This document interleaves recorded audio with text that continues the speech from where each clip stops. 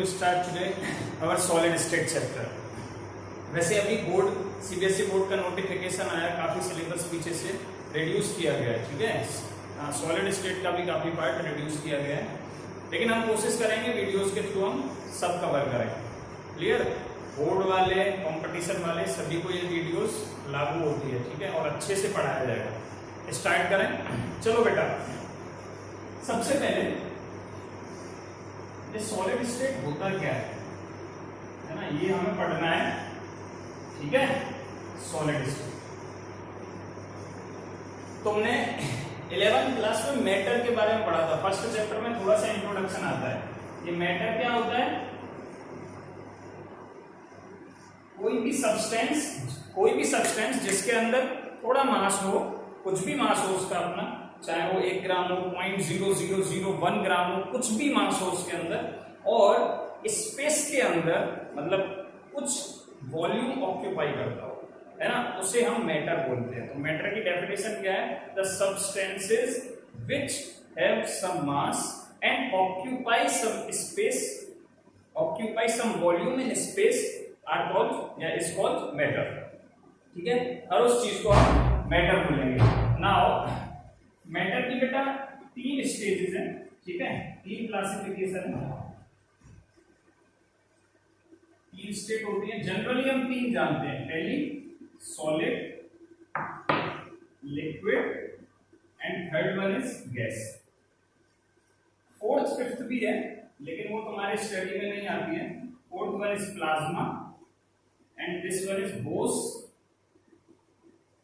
Einstein, ठीक है। लेकिन ये 12th तक या ग्रेजुएशन लेवल तक भी हम नहीं पढ़ेंगे, केवल हमें ये 3 स्टेजेस पढ़ने हैं, ठीक है। तो इन्हें मैं हटा रहा हूं, खाली इंफॉर्मेशन के लिए थी बस।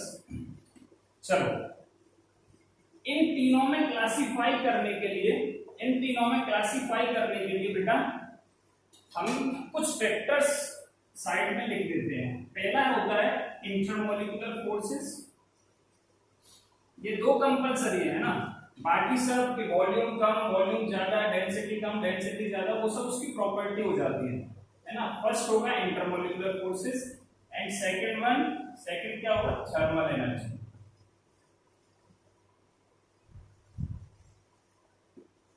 ये इंटरमोलिकुलर फोर्स क्या होगा बेटा? मॉलिक्यूल्स के बीच में लगने वाला फोर्स, ठीक है। ये सिंपल डेफिनेशन है। अब ये फोर्स रिपल्सिव भी होगा और अट्रैक्टिव नेचर भी दिखाता है, और दोनों एक साथ एग्जिस्ट करते हैं। हमेशा ऐसा नहीं होता है कि जब भी कोई 2 मॉलिक्यूल आपस में बॉन्डेड हो रहे हैं तो खाली अट्रैक्शन हो, वहां पे रिपल्सन भी होता है। नहीं तो अगर केवल अट्रैक्शन है तो दोनों के दोनों एटम एक मॉलिक्यूल के आपस में एक दूसरे में मर्ज हो जाएंगे। इसीलिए पहले अट्रैक्शन फोर्स लगता है, लेकिन एक पर्टिकुलर पोजीशन पे आके रिपल्सिव फोर्स काम करता है, जिससे वो वहीं रुक जाते हैं और अच्छे से बॉन्ड एस्टेब्लिश होता है बीच में। तो इंटरमॉलिक्यूलर फोर्स दोनों तरीके के हो सकते हैं, अट्रैक्टिव भी और रिपल्सिव भी। और ये थर्मल एनर्जी सेकंड फैक्टर है, थर्मल एनर्जी। ये थर्मल एनर्जी क्या होगी बेटा? 11th क्लास में थर्मोडायनेमिक्स में पढ़ा होगा तुमने। थर्मल एनर्जी वो एनर्जी होती है जैसे एक सिस्टम के अंदर पार्टिकल्स मूव करेंगे, इन पार्टिकल्स के मूव करने से कुछ एनर्जी जनरेट होगी, जिससे सिस्टम का टेम्परेचर इंक्रीज होता है।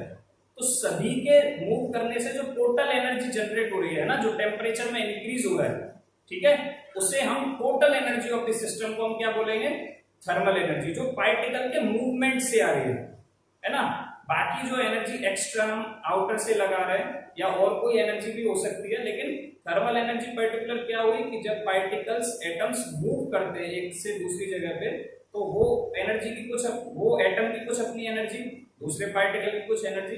अब उसके अंदर एटम है, आयन है, मॉलिक्यूल है, कुछ भी हो, ठीक है, जो भी उनके मूवमेंट से एनर्जी जनरेट होगी, टोटल एनर्जी सिस्टम के अंदर, उसे हम थर्मल एनर्जी बोलेंगे, ठीक है। ये 2 टर्म तुम्हारे समझ में आ गए। चलो नेक्स्ट देखो, जब हम सॉलिड से गैस की तरफ जाते हैं तो इंटरमॉलिक्यूलर फोर्स क्या होते हैं बेटा? वीक होता है ना। इंटरमॉलिक्यूलर फोर्स डिक्रीज होंगे, इंटरमॉलिक्यूलर फोर्सेस डिक्रीजेस। और थर्मल एनर्जी की बात करूं मैं तो थर्मल एनर्जी क्या होगा बेटा, इंक्रीज होगी, थर्मल एनर्जी इंक्रीजेस। ठीक है, क्योंकि गैस के पार्टिकल्स ज्यादा अच्छे से मूव करते हैं और जो ज्यादा अच्छे से मूव करेगा वो उतनी एनर्जी जनरेट करेगा, जबकि सॉलिड में पार्टिकल उतना अच्छे से मूव नहीं करेंगे, कॉम्पैक्ट रहेंगे, ठीक है, एक दूसरे के साथ रहेंगे, इसीलिए यहाँ पे थर्मल एनर्जी कम होगी, लिक्विड में उससे ज्यादा होगी और गैस में उससे भी ज्यादा होगी। इसके बाद इंटरमॉलिक्यूलर फोर्स सबसे ज्यादा सॉलिड में होंगे, देन लिक्विड, देन गैस। ठीक है, तो इंटरमॉलिक्यूलर फोर्स क्या होते हैं, डिक्रीज, और थर्मल एनर्जी इंक्रीज। एक पर्टिकुलर टेम्परेचर पे, ठीक है, at certain temperature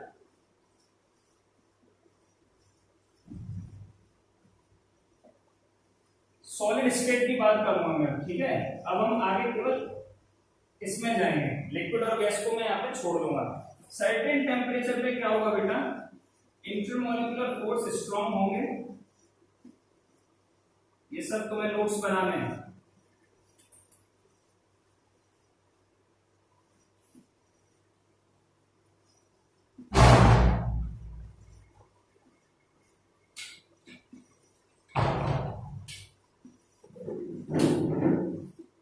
thermal energy very, certain temperature high होगा कि लो होगा, एट सर्टेन लो टेम्परेचर। ठीक है, इंटरमॉलिक्यूलर फोर्स क्या होंगे, स्ट्रॉन्ग होंगे या हाई होंगे, और थर्मल एनर्जी कम होगी, उस स्टेज को हम बोलते थे सॉलिड स्टेट। ठीक है, ये केवल और केवल इंट्रो पार्ट था। ठीक है, अब हम सॉलिड स्टेट से आगे बढ़ते हैं।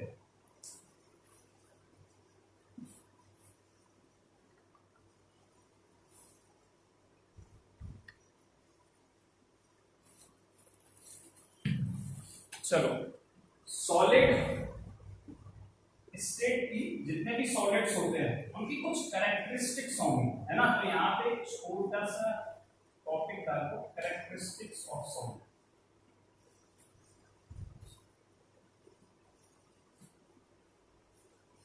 ठीक है, फर्स्ट क्या होता है बेटा, तुम बताओ।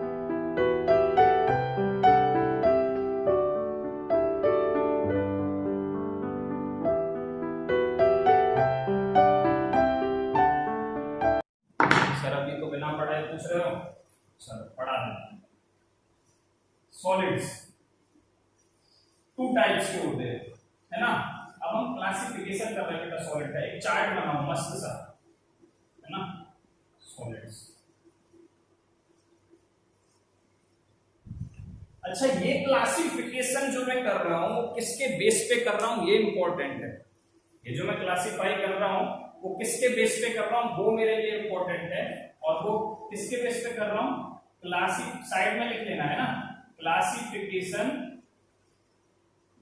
On the basis, classification on the basis of order of arrangement of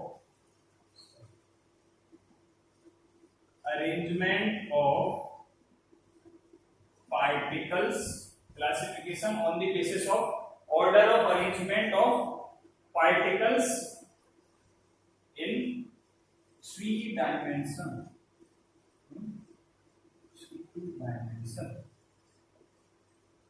ठीक है। पार्टिकल्स जो है उनका ऑर्डर क्या है अरेंजमेंट का, ठीक है बेटा, उसके बेस पे हम क्लासिफिकेशन करेंगे। ठीक है, चलो, दो तरीके के सॉलिड्स होते हैं उसके बेस पे। पहला क्रिस्टलाइन,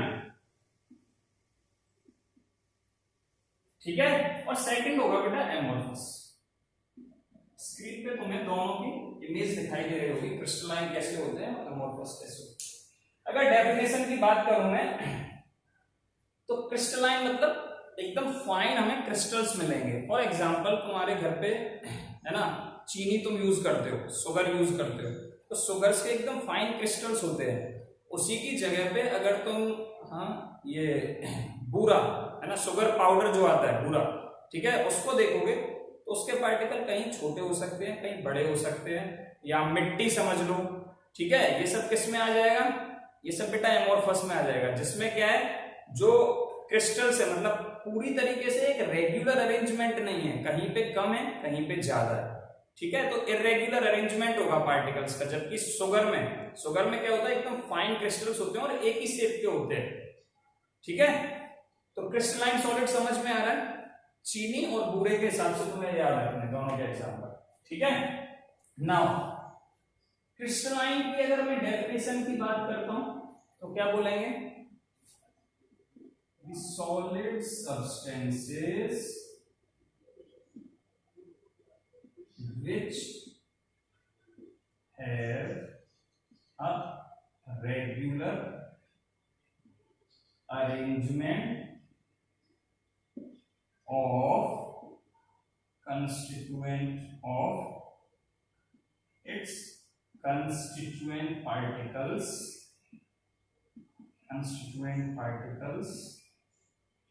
in 3 dimension, ठीक है। उसे हम क्या बोलेंगे, are called crystalline solids,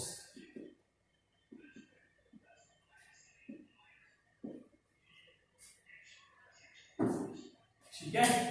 amorphous में क्या होगा बेटा, दी सॉलिड सब्सटेंसेस, सेम डेफिनेशन लिखनी है, ठीक है। मैं एज इट इज छोड़ दे रहा हूं, जहां पे चेंज है बस वहां लिखूंगा, which have irregular arrangement, बस इतना चेंज करना है तुम्हें, irregular arrangement of constituent particles, ठीक है। यहां से कॉपी कर देना है, केवल रेगुलर की जगह इरेगुलर तुम्हें मेंशन करना है, दैट्स ऑल, ठीक है। ये क्रिस्टलाइन हो गए, एमोर्फस हो गया। अब एग्जांपल देखोगे तो मैंने वैसे तुम्हें बता दिया देसी भाषा में तो, लेकिन टेक्निकली थोड़ा सा केमिस्ट्री लैंग्वेज में आते हैं, तो यहाँ पे एग्जांपल यूज करना है तुम्हें क्वार्ट्ज, ठीक है। क्वार्ट्ज ले लो, कोई भी मेटल, कॉपर, ठीक है, आयरन, ये सब क्या है, सब एग्जांपल किसके बने, क्रिस्टलाइन। एमोर्फस में ग्लास हो गया, ठीक है, रबर हो गई, प्लास्टिक, ये सब क्या बेटा एमोर्फस के एग्जांपल है, ठीक है। अब इन दोनों के बीच में, इन दोनों की अपनी अपनी कुछ प्रॉपर्टीज है, उन प्रॉपर्टीज के बेस पे मैं क्लासिफिकेशन करूंगा, मतलब इन दोनों के बीच में डिफरेंस करूंगा, और यहां से बोर्ड में क्वेश्चन आता है, ठीक है, पिछले साल और उससे पिछले साल, ठीक है, मतलब 2019 और 2020 में जो एग्जाम हुए थे बोर्ड के, वहां पे सॉलिड स्टेट चैप्टर नहीं था, लेकिन उससे पहले जितने भी पेपर है वहां पे अगर तुम क्वेश्चन उठा के पेपर उठा के देखोगे तो इस टेबल में से अभी जो मैं बताऊंगा तुम्हें उसमें से क्वेश्चन पूछने के काफी चांस रहते हैं। और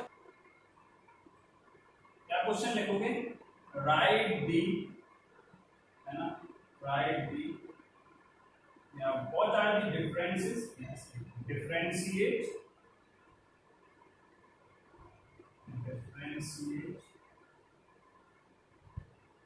crystalline solids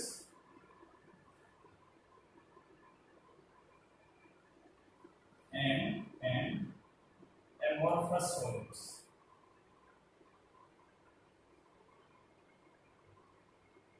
ठीक है।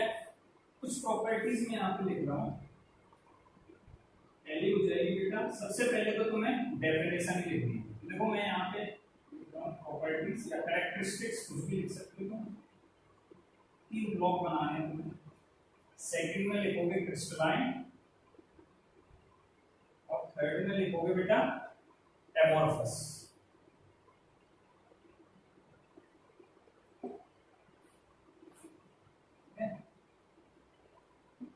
सबसे पहले तो तुम्हें क्या करना है,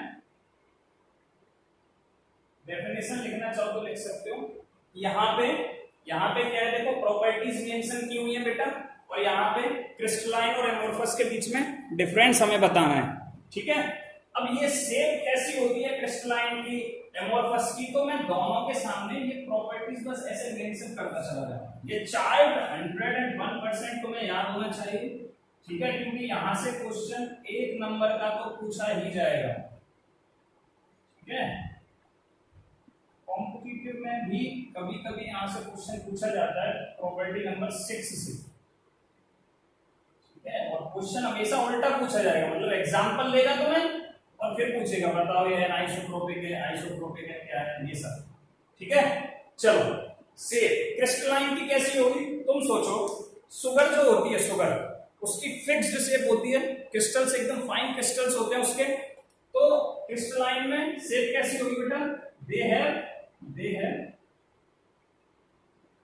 फिक्स्ड शेप या डेफिनेट शेप। ठीक है, इसमें क्या आएगा? They do not have fixed shape.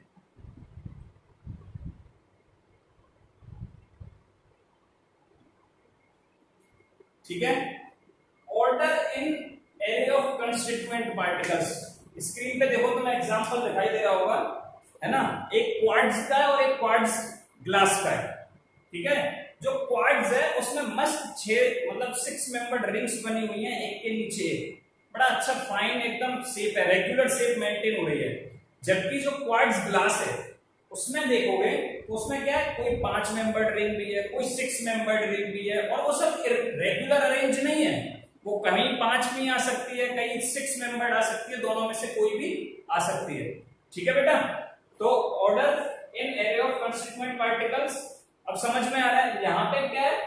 Regular arrangement होगा, 6 मेंबर्ड रिंग ही दिख रही हैं। यहाँ पे क्या है? एमोर्फस में क्या है? क्वार्ट्ज ग्लास देखो ठीक से, कहीं 5 मेंबर्ड है, कहीं 6 मेंबर्ड है। या फिजिकली एग्जांपल दिमाग में लाना है तो भूरा और चीनी याद करने हैं, है ना? भूरे में क्या होगा? कहीं कहीं छोटे पार्टिकल्स हो सकते हैं, कहीं पता चला हाथ में बड़ा, गांव बोलते हैं बड़ा गड़ेला आ गया, है ना? तो बड़ा पीस भी हो सकता है उसका। ठीक है, तो यहाँ पे इरेगुलर होगा। तो ऑर्डर की बात करेंगे तो यहाँ पे क्या लिखेंगे? ये कंस्टिट्यूएंट पार्टिकल्स क्या है? बार बार दिमाग में घूम रहा हो। कंस्टिट्यूएंट पार्टिकल्स का मतलब होता है जिससे वो बन रहा है ना? जैसे ये रूम है, ये रूम कैसे बना हुआ है बेटा? ये रूम बना हुआ है ईंटों से। तो ईंट इस दीवारों की, इस बिल्डिंग की क्या है बेटा? कंस्टिट्यूएंट पार्टिकल्स है। ठीक है, तो उन्हें कंस्टिट्यूएंट पार्टिकल्स कहेंगे। तो यहाँ पे कंस्टिट्यूएंट पार्टिकल्स जो है वो रेगुलर अरेंजमेंट होते हैं। तो यहाँ पे क्या लिखूंगा मैं? They have regular arrangement. अच्छा, मैंने यहाँ पे एरे लिखा है। एरे कुछ नहीं है, अरेंजमेंट की शॉर्ट फॉर्म है। अरेंजमेंट को शॉर्ट में एरे बोल देते हैं। They have regular arrangement of constituent particles in 3 dimension. 3 dimension होगा तभी तो एक रूम बनेगा, नहीं तो 2 डायमेंशन में तो एक केवल बोर्ड बनेगा, है ना? ऐसे सीट बनेगी। 3 डायमेंशन मतलब इधर भी जा रहा है, इधर भी जा रहा है, नीचे भी जा रहा है, तभी तो एक स्पेस ऑक्यूपाई करेगा इन 3D। इसका मतलब हो गया दैट इज, इसी को बोल देते हैं बेटा लॉन्ग रेंज ऑर्डर। क्या बोल देते हैं? Long range order. तो कभी कभी एमसीक्यू में तुम्हें ये वर्ड दिख सकता है ना? पार्टिकल्स का कैसा होता है? लॉन्ग रेंज ऑर्डर होता है, जबकि यहाँ पे शॉर्ट रेंज ऑर्डर होगा। मतलब कहीं 6 मेंबर्ड है, शायद हो सकता है अगली 6 हो, फिर उससे आगे 5 आ गई, शॉर्ट रेंज ऑर्डर होगा। तो बताओ यहाँ पे क्या लिखेंगे? They have irregular array of constituent particles in 3D, that is short range order. now melting point पे आओ बेटा। कभी भी जब तुम शुगर को, है ना, मेल्ट करोगे, सॉलिड क्रिस्टल्स को मेल्ट करने जाओगे तो शार्प मेल्टिंग पॉइंट आएगा। शार्प मेल्टिंग पॉइंट का मतलब होता है जैसे 98 डिग्री सेल्सियस पे, फॉर एग्जांपल बोल रहा हूँ, 98 पे नहीं होगी, उससे ज्यादा भी होगी। मान लो 150 डिग्री सेल्सियस पे चीनी सॉलिड से चाशनी की तरफ, मतलब लिक्विड की तरफ जाती है ना, एग्जांपल। तो 150 से हो सकता है 148 हो, मतलब 148 से 150 तक काम हो जाएगा मेरा, मतलब ज्यादा वेरिएशन नहीं आएगा। ठीक है, तो यहाँ पे क्या है, शार्प मेल्टिंग पॉइंट होता है, ज्यादा वेरिएशन नहीं आता है रेंज में। और यहाँ पे क्या है, बहुत बड़ी रेंज होगी, मतलब वो चालू कर देगा 100 डिग्री पे और शायद 150 से ऊपर भी चला जाए, है ना। तो यहाँ पे क्या है, शार्प मेल्टिंग पॉइंट, यहाँ पे है long range of melting point, ठीक है। तो ये मैं यहाँ पे लिख दूं, they have sharp melting point, sharp MP, ठीक है। एंड दे है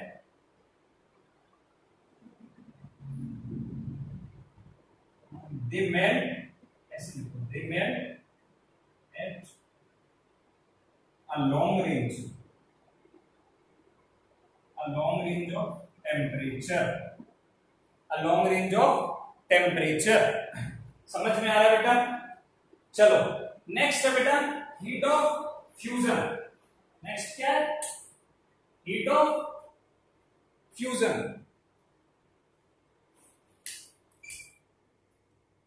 heat of fusion, heat of fusion का मतलब होता है कोई सॉलिड लिक्विड में कन्वर्ट हो रहा है, तो कितनी हीट हमें मतलब लगानी पड़ रही है, ठीक है। तो यहाँ पे क्या फिक्स्ड होती है हीट ऑफ फ्यूजन, वहां पे क्या होगी, फोर्थ वाले पॉइंट में हीट ऑफ फ्यूजन जो है वो फिक्स्ड होगी, ठीक है। डेफिनेट, यहाँ पे क्या होगी, डेफिनेट वैल्यू होगी, और यहाँ पे एक लंबी रेंज मिल सकती है हमें, ठीक है। यहाँ पे क्या लिखूंगा मैं, they have definite heat, definite and characteristic heat of fusion, मतलब एक फिक्स होगी heat of fusion। यहाँ पे क्या लिखोगे, they do not, that's all, बाकी सब सेम। हीट ऑफ फ्यूजन का मतलब समझ रहे हो ना, जब मेल्ट हो रहा है तो हमें कितनी हीट देनी पड़ रही है, तो डेल्टा एच की वैल्यू हम कैलकुलेट करते हैं प्रैक्टिकली, है ना, करते प्रैक्टिकली, एक्सपेरिमेंट से हमें वैल्यू मिलती है, लेकिन वो हमें प्रैक्टिकल वैल्यू उसकी मिल सकती है। नेक्स्ट है क्लीवेज प्रॉपर्टी। क्लीवेज क्या होता है बेटा, क्लीवेज कुछ नहीं होता है, क्लीवेज का मतलब होता है किसी को नाइफ से, है ना, जो हमारे पास घर में काटने की चीज होती है उससे हम काट रहे हैं, ठीक है। स्क्रीन पे तुम्हें शायद एग्जांपल दिख रहा होगा कि जब मैं चाकू से किसी को काटूं, चाकू मतलब तगड़ा वाला चाकू चाहिए, अब मैं चीनी का एग्जांपल ले रहा हूं, चीनी से चाकू से चीनी को काट रहा हूं तो बहुत देर लगेगी, है ना, पार्टिकल्स भी छोटे होते हैं। लेकिन जब शुगर के पार्टिकल्स, क्रिस्टल्स आपस में एकदम फाइन शेप में लाए जाते हैं, तो जब मैं सोचो ऐसे काटता हूं बढ़िया, है ना, घर पे आम होंगे, है ना, आम का ऊपर वाला निकालो, फिर वो छिलके में जो रह जाता है गूदा, ठीक है, उसे काटना एकदम मस्त स्लाइस कटती है ना, उसे बोलते हैं एकदम शार्प कटती है, ठीक है। यहाँ पे क्या होगा, उबड़ खाबड़, कहीं से इरेग्युलर, यहाँ पे इरेग्युलरली कटेगी, कहीं से बाहर रह गया थोड़ा सा हिस्सा, कहीं से अंदर रह गया, जैसे जैसे जगह मिलेगी वैसे वैसे कटती चली जाएगी। तो यहाँ पे क्या लिखोगे, when we cut with knife, या when we cut with any tool, कुछ भी मैं यहाँ नाइफ वर्ड यूज कर रहा हूँ, when we cut with knife, ऐसे लिखो, when we cut with sharp edge tool, कुछ भी हो सकता है, आरी ले लो, चाकू ले लो, है ना, जो भी जैसा सॉलिड है उसके हिसाब से, छोटा है चाकू से काम हो जाएगा, ज्यादा तगड़ा है तो आरी चाहिए, है ना, उससे भी ज्यादा तगड़ा है तो और भी कारपेंटर्स के पास मशीन होती है। When we cut with sharp edge tool, they cut into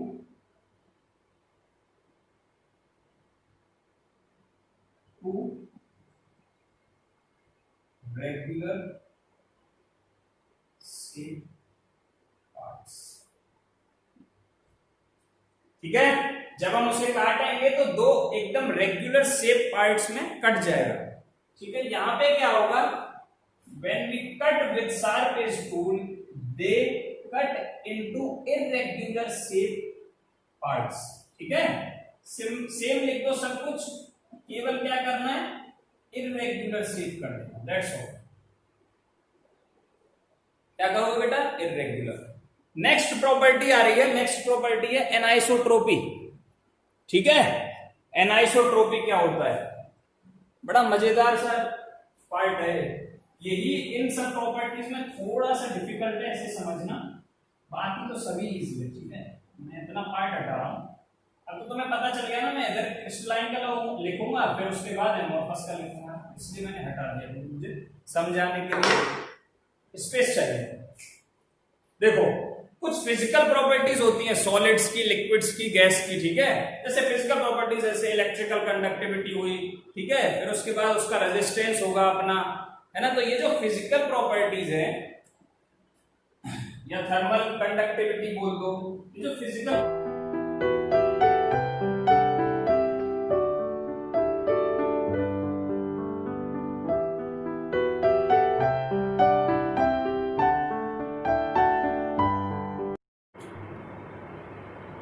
ठीक है बेटा, ये दोनों एग्जांपल्स हैं, ये क्रिस्टलाइन के, ये एमोर्फस के। ठीक है, इस वीडियो में इतना ही काफी है। यहाँ से काफी क्वेश्चन बनते हैं, ये जो टेबल लास्ट में कराई है, 1-1 नंबर के एमसीक्यू यहाँ से बन सकते हैं आराम से। ठीक है, एक क्वेश्चन तैयार कर देना, व्हाई सॉलिड्स आर रिजिड। ठीक है, इस वीडियो में इतना काफी है, बाकी हम आगे देखेंगे। Thank you.